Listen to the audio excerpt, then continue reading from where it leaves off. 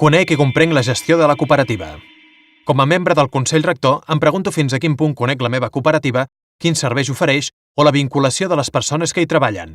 Però aturem-nos un moment i centrem-nos en la següent qüestió. També comprenc els elements bàsics de gestió empresarial de la cooperativa?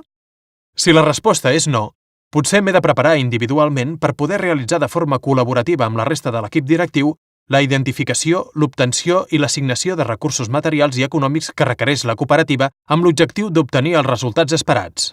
A grans trets, ser capaç d'entendre els balanços, els costos, els marges o les decisions sobre els clients i proveïdors. M'hauré de plantejar com entendre la gestió de la nostra entitat i fins i tot anar una mica més enllà i plantejar-me com puc contribuir a millorar-la. No sóc gerent, ni tampoc una persona experta, però em pertoca participar en les decisions més estratègiques i això m'il·lusiona i em compromet en el repte de fer-ho de forma conscient i entregada. Doncs bé, amb la complexitat que comporta avui la gestió d'una empresa, per fer-ho més senzill, anem pas per pas i posem les idees en ordre.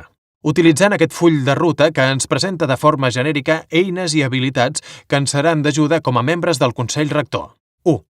Hem de conèixer quins són els conceptes comuns a tot tipus d'empreses. El pla de gestió, els pressupostos i la tresoreria, l'orientació a l'estratègia, als resultats i al client, el lideratge transformador, la planificació, el seguiment d'objectius, el desenvolupament i la participació de les persones en el projecte, entre d'altres.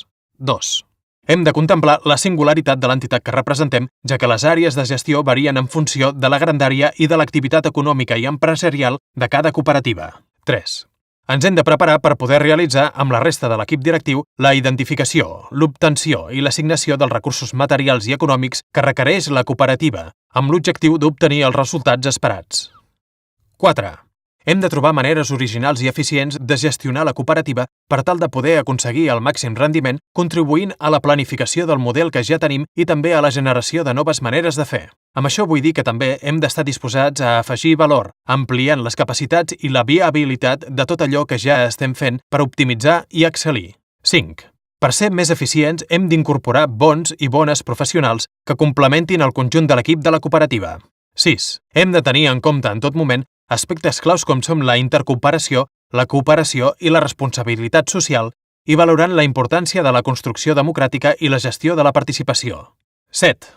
Hem de contrastar experiències i assessorar-nos amb entitats especialitzades del món cooperatiu per tal de prendre les decisions més adequades, ja que la nostra cooperativa no és tan diferent de les cooperatives de l'entorn o de les del conjunt del sector d'activitat. En definitiva, les cooperatives tenim uns elements específics en la nostra gestió. Hi ha 3 diferencials en el règim fiscal, econòmic i societari i en el procés d'incorporació de persones sòcies. Tot això queda impregnat per la manera de ser i de fer de la cooperativa i pels valors que defineixen la nostra identitat, pluralitat i diversitat.